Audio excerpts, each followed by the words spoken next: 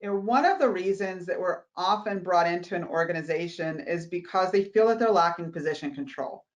And one of the conversations that we usually have early on in engagement is, what is position control and how does your organization plan on using position control? And ultimately, position control is simply, by definition, a way to understand the roster of individuals that are actually filling the pool of positions that you have within a budget or within a department. And when you're talking about position control, if you have 20 positions, what does that make up?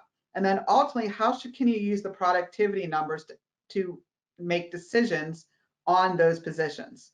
So position control team or position control committee ultimately would review productivity reports, and we work with our clients a lot on that to look at the productivity reports and make determinations, should we replace this position or should we not replace the position?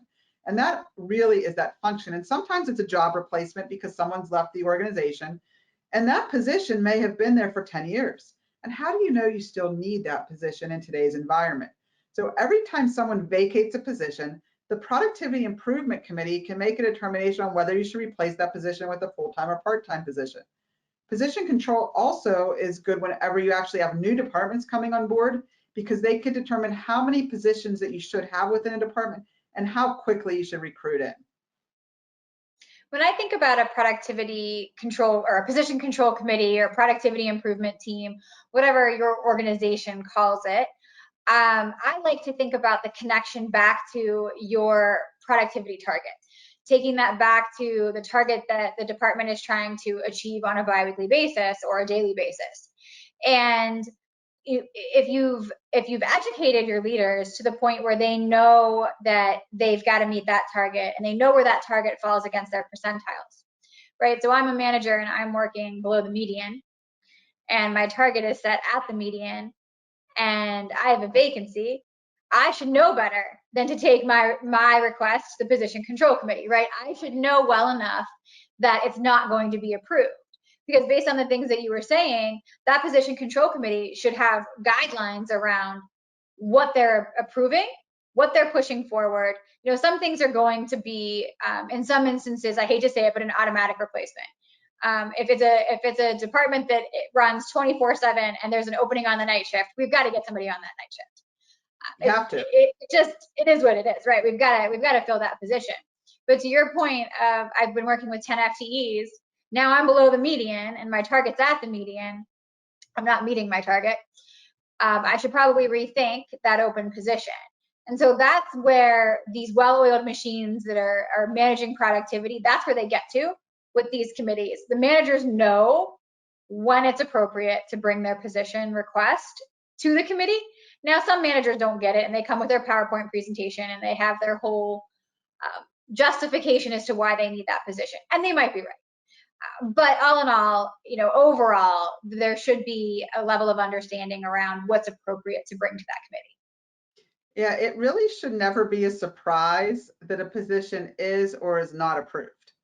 And I think that's where the education component comes back in again, and where really refined productivity systems and productivity improvement teams. We had one client that actually referred to it as the PIT team. Really refined PIT teams can have in place, they work together as a seamless team and make those decisions. And there are going to be times where you have to go against the decision rule, if you will, to actually say, okay, we're going to hire in for this physical therapist, because even though they're not showing they need it on their productivity report, it's taking us 6 weeks to get a patient seen. And we know that there's a backlog that's enough for us to probably warrant another physical therapist. But that department can't get a pass forever.